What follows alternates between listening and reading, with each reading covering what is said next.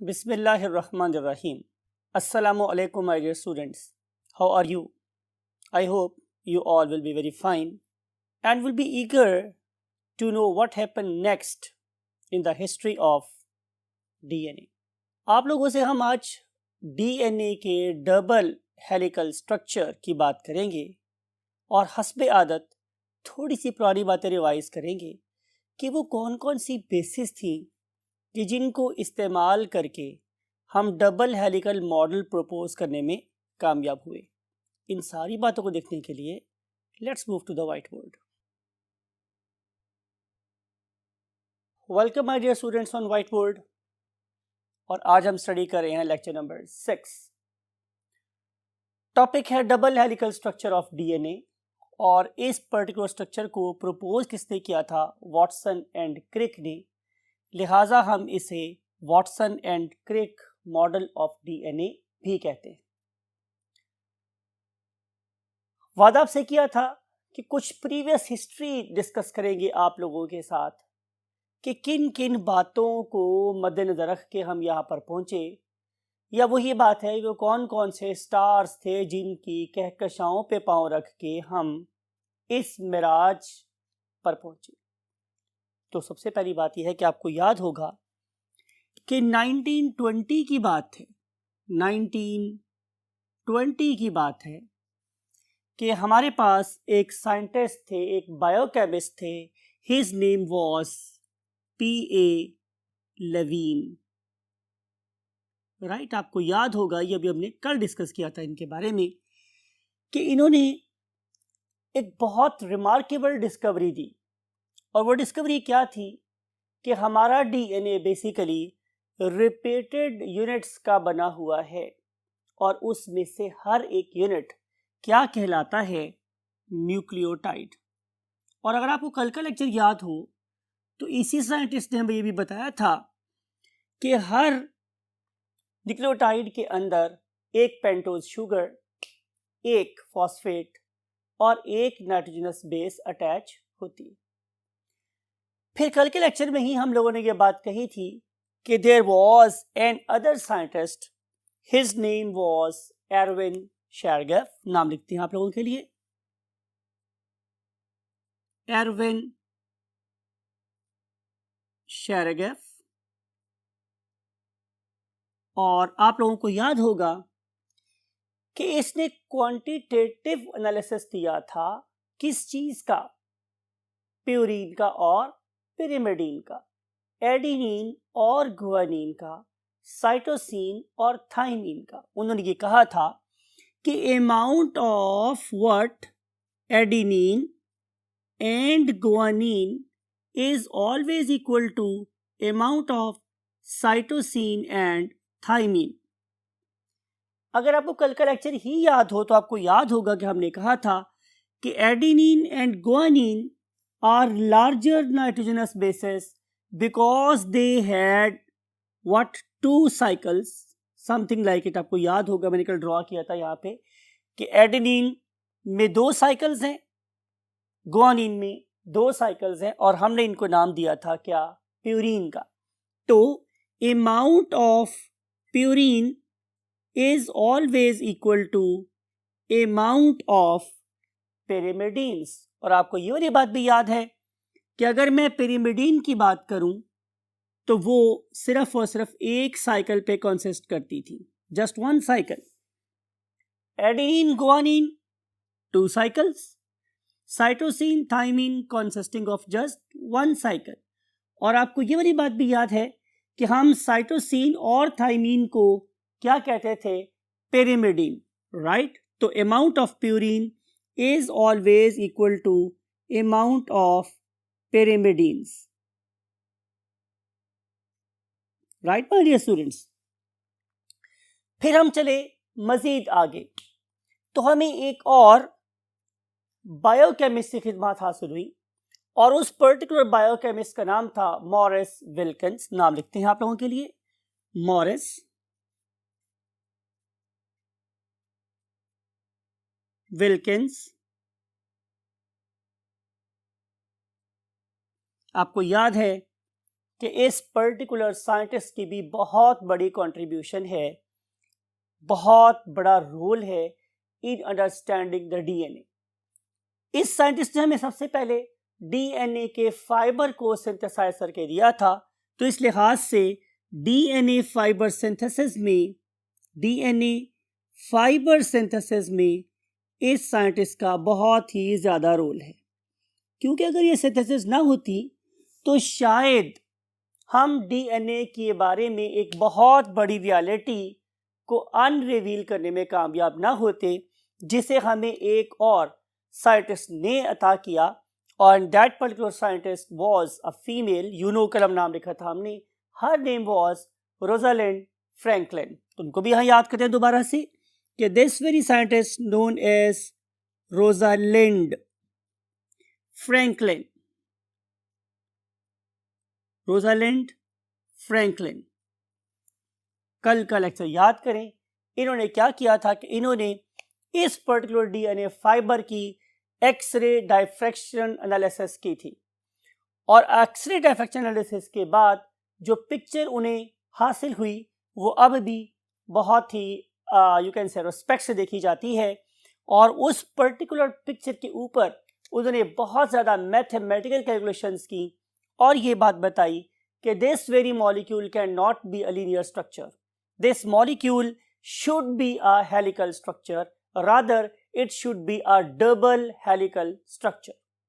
ठीक है, और फिर इसी साइंटिस्ट ने इस कैलकुलेशन की बेस पर यह बात कही कि हमारे डीएनए का जो डायामीटर है वो यूनिफॉर्मली कांस्टेंट रहता है और उसकी वैल्यू 2 नैनोमीटर के बराबर होती है। तो ये वाली बात भी हम यहाँ पर लिखते हैं। सो what was basically the diameter? Diameter is equivalent to diameter of DNA molecule is equal to 2 nanometer. फिर आप लोगों को याद होगा कि हमने ये बात कही थी कि हमारा जो डीएनए है वो कहीं से ग्रूव्ड है और कहीं से ग्रूव नहीं है। तो उस पर्टिकुलर दो ग्रूव के दरमियान में जो डिस्टेंस था इट वाज 3.4 नैनोमीटर। ये वाली बात भी आप लोगों को एक्सरे डायफ्रैक्शन एनालिसिस से पता चल गई। इन सारी बातों का informally, whenever we use a term informal, जिसका मतलब ये है कि अभी ये वाली सारी बातें किसी पेपर में पब्लिश नहीं हुई थी, लेकिन साइंटिफिक कम्युनिटी में इसके बारे में बहुत ज़्यादा बातें हो रही थी। इसी दौर में हमारी कैम्ब्रिज यूनिवर्सिटी के दो फिजिसिस्ट थे जो बेसिकली थे तो फिजिसिस्ट, लेकिन वो बायोमोलिक्यूल्स में इंटरेस्ट लेना शुरू हो गए वो, और उनका नाम था अगेन जेम्स वॉटसन एंड क्रिक।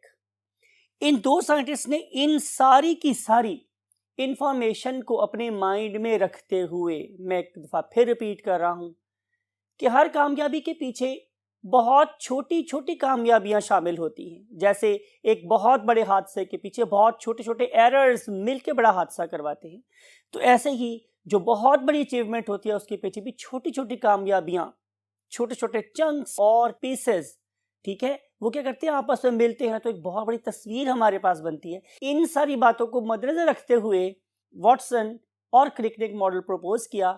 आए उस मॉडल को हम next part of the board में अंडरस्टैंड करते हैं। यस माय डियर स्टूडेंट्स, हम बात कर रहे हैं, वही बात है कल वाले लेक्चर की। मैंने आपसे ये कल बात कही थी कि अब जो लेक्चर चल रहे हैं वो अगले पूरे लेक्चर की क्या है, बुनियाद है, फाउंडेशन है।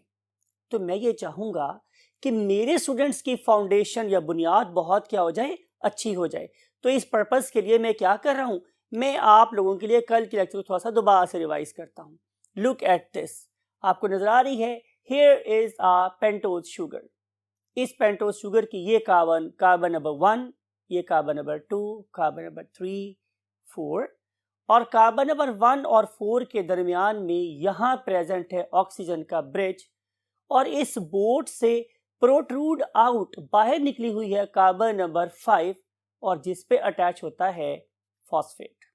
राइट, फॉस्फेट इस तरीके से अटैच है माय डियर स्टूडेंट्स कि एक OH फॉस्फेट का यूज होता है to make ester bond with carbon number 5 और ऊपर वाला OH हमेशा अवेलेबल रहता है to make a bond with the upper nucleotide, right.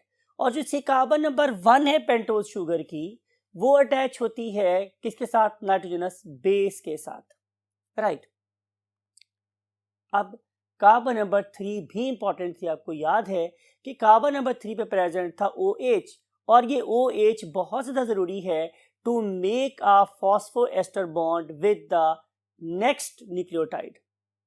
और आपको ये वाली बात भी याद है कि जब दो न्यूक्लियोटाइड आपस में जुड़ते हैं तो उनके मिलने से दो क्या बनते हैं? Ester bond. लिहाजा हमने इस पर्टिकुलर पूरे बॉन्ड को नाम दिया था फॉस्फोडाइएस्टर बॉन्ड। आपको ये वाली बात भी याद है कि जिस चेन की मैं बात कर रहा हूं इसका हमेशा ऊपर क्या प्रेजेंट था? फॉस्फेट, जो कार्बन नंबर 5 से अटैच है, तो मैं इसे बोलता हूं 5 एंड या 5 prime of the DNA molecule. और अगर मैं इस पूरी चेन में किसी भी न्यूक्लियोटाइड के कार्बन नंबर 3 को देखूं तो वो अगले के कार्बन नंबर 5 पे प्रेजेंट फॉस्फेट से बॉन्ड बनाता है, या अगर मैं इस पूरी चेन के आखिरी न्यूक्लियोटाइड को देखूं तो वहां पे हमेशा कार्बन नंबर 3 पे OH प्रेजेंट है जो आगे बॉन्ड बना सकता है।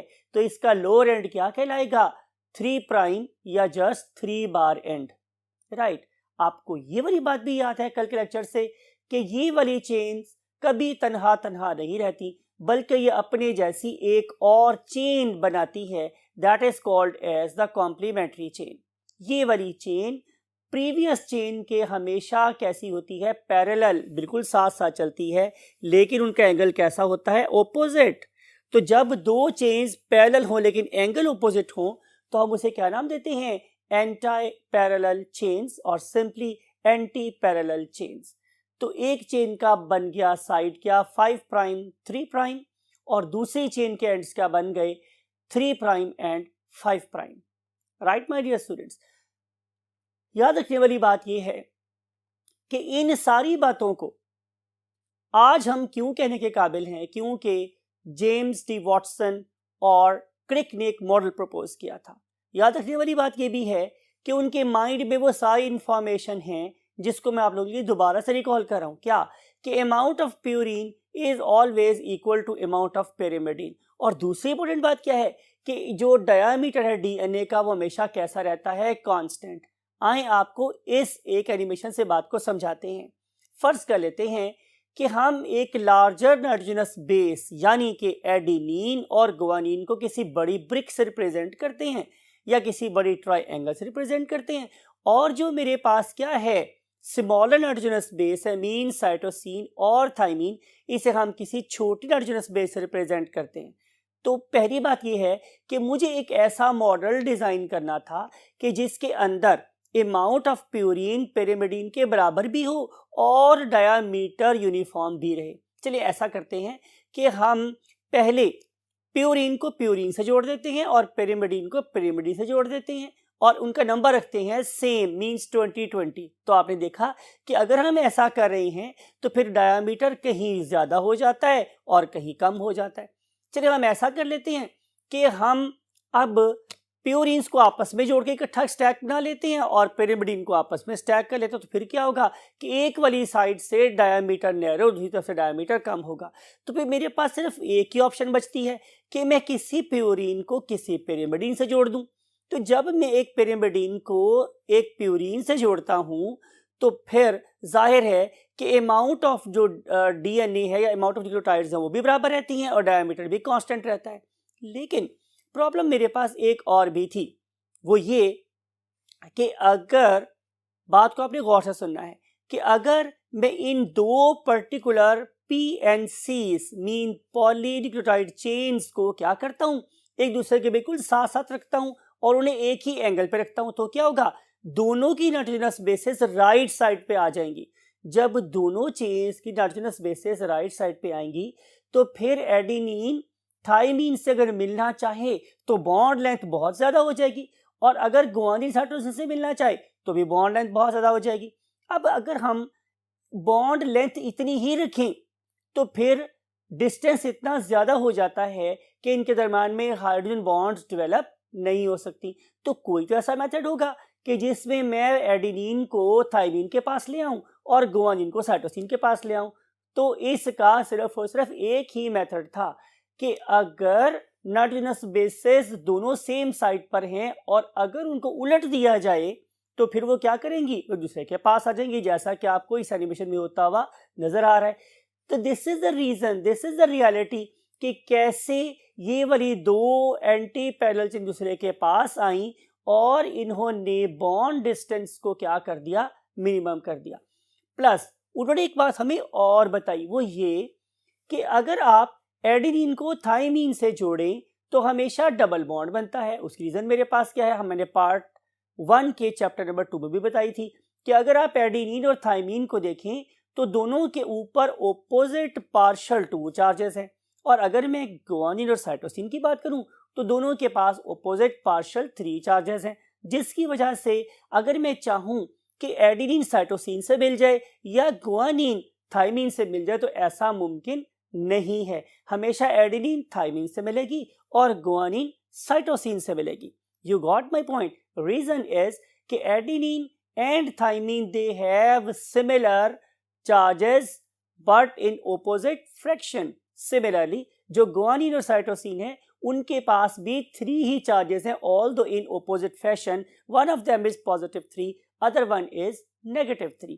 तो जब +2 -2 के सामने आएगा तो डबल हाइड्रोजन बॉन्ड बनेगी, और जब +3 -3 के सामने आएगा तो मेरे पास triple loose bonds mean hydrogen bond बनेंगे। तो ये वो अप्रोच थी जिसको उन्होंने इस्तेमाल किया और आखिरकार वो एक मॉडल बनने में कामयाब हुए जिसे नाम किया जाता है Watson Crick double helical structure model. अब आप जरा बात को गौर से देखेंगे कि ये वो स्ट्रक्चर है, आपको नजर आ रहा है कि किस तरीके से, ज़ाहिर है जो एनिमेशन हमने आपको दिखा ये तो बहुत हाई टेक है, उस जमाने में इतनी टेक्नोलॉजी अवेलेबल नहीं थी।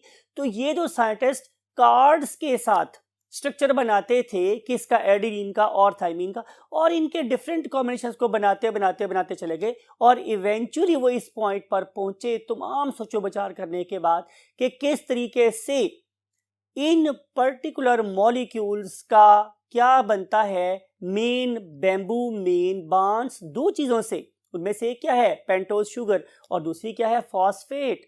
Pentose sugar phosphate, pentose sugar phosphate, pentose sugar phosphate, ये सारी की सारी मिलके किसी भी पौड़ी का मेन बांस बना रही हैं। राइट, मेरा ख्याल है कि आपको समझ आ गया होगा कि पौड़ी में और सीढ़ी में क्या फर्क होता है। पौड़ी बांस की बनी होती है और सीढ़ी ईंटों की हमारे घर में पुख्ता बनी होती है। हम बात कर रहे हैं पौड़ी की, तो पौड़ी का जो मेन बांस है वो किसका बना हुआ है, वो बना हुआ है पेंटोज शुगर फॉस्फेट का। इसका जो दूसरा बांस है वो उल्टा लगा हुआ है, वो भी फॉस्फेट और पेंटोज का ही बना हुआ है। लेकिन कॉमन बात क्या है कि दोनों की कार्बन नंबर 1 पे मौजूद है पेंटोज शुगर्स, और ये दोनों ऑपोजिट होने के बावजूद एक दूसरे के बहुत पास आ गई हैं और चार्जेस भी कैसे हैं, सेम। तो ये बात हमें किसने बताई, definitely these two scientist, one of them is called as Watson, other one is called as the Crick. Right, तो ये है हमारा आज का टॉपिक जिसे हम बोलते हैं वाटसन एंड क्रिक मॉडल। अगर मैं इस बात को थोड़ा सा मजीद आगे बढ़ाऊं या आपके कॉन्सेप्ट को थोड़ा सा और जिला बख्शना चाहूं तो आप यूं समझें कि आप लोगों के पास ये जो पौड़ियां हैं ये किसी रस्से की बनी हुई हैं। कमांडो ट्रेनिंग में आप लोगों ने देखा होगा या आर्मी की ट्रेनिंग में आपने देखा होगा कि हम रस्सी के बने हुए रोप्स के ऊपर अपने इन मुजाहिदों को, कमांडोज को ट्रेनिंग करवाते। तो सेम इज द केस, ये एक वीक सी क्या बन गई है, लैडर। ये स्ट्रक्चर जिसमें पेंटोज शुगर्स और फॉस्फेट्स क्या बना रही हैं, मेन सपोर्ट, और जिनके ऊपर पांव रख के ये सिपाही हमारे भागे चढ़ रही हैं, वो किसके बने, नाइट्रोजनस बेस के। रिमेंबर, ये एक मॉलिक्यूल है, किसका, बायोलॉजिकल मॉलिक्यूल। ये बहुत डेलिकेट है, इसके अंदर बहुत ज्यादा क्या है, ऑपोजिट चार्जेस हैं, और जहां ऑपोजिट चार्जेस होंगे वहां अट्रैक्शन ना हो, ये तो हो ही नहीं सकता। इसी वजह से ये जो मॉलिक्यूल है ऑपोजिट अट्रैक्शन होने की वजह से इट बिगिंस टू ट्विस्ट, ये ट्विस्ट करना शुरू कर देता है। जब ये ट्विस्ट करेगा तो सवाल ये है कि क्या ये ट्विस्ट करेगा राइट साइड पे या लेफ्ट साइड पे, तो आंसर इज ये एक राइट हैंडेड स्ट्रक्चर है। जब भी किसी बायोलॉजिकल मॉलिक्यूल में ट्विस्ट राइट साइड पे पैदा होता है तो हम उसे क्या नाम देते हैं, अल्फा स्ट्रक्चर। चूंकि ये घूम रहा है इसलिए बोलेंगे अल्फा हेलिकल स्ट्रक्चर। चूंकि इसमें दोनों स्ट्रैंड्स घूम रहे हैं तो मैं बोलूंगा double alpha helical structure, right. अभी भी इसके चार्जेस बैलेंस नहीं हुए तो क्या होगा, ये अपने ही ऊपर कॉइल हो जाएगा। That will be called as a tertiary structure of DNA. मैं दोबारा से बोल रहा हूं, अगर मैं इस टर्शरी स्ट्रक्चर को अनवाइंड करूंगा तो मेरे पास बनेगा सेकेंडरी स्ट्रक्चर, और अगर मैं इससे दोबारा अनवाइंड कर दूंगा तो मेरे पास एक लैडर की तरह से, एक पौड़ी की तरह से बनेगा। That is called as a primary structure of DNA. और प्राइमरी स्ट्रक्चर में क्या था, जाहिर है दो बांस थे और उसके ऊपर लगे हुए पौधे या पाँव जिस पर चढ़ते हैं, और वो किसके बने हुए थे, नाइट्रोजनस बेसिस के बने हुए थे। So that's all with this particular topic. अगले टॉपिक में हम आप लोगों से मिलेंगे इस कॉन्सेप्ट के साथ कि अगर मैंने एक डीएनए के मॉलिक्यूल से मजीद डीएनए के मॉलिक्यूल बनाने हो जो कि ज़रूरी हैं किसके लिए, नए सेल्स बनाने के लिए, तो आपको पता ही है कि अगर मैं नए सेल बनाना चाहता हूं तो मुझे नए क्रोमोसोम बनाने पड़ेंगे। नए क्रोमोसोम बनाने हैं तो मुझे नया डीएनए बनाना पड़ेगा। तो हम ये सीखेंगे अगले टॉपिक में कि हम नया डीएनए कैसे बनाते हैं। So till that time wait for me. With this wait I want to say you अल्लाह हाफिज़, और आपसे मिलेंगे हम अभी नए टॉपिक के साथ।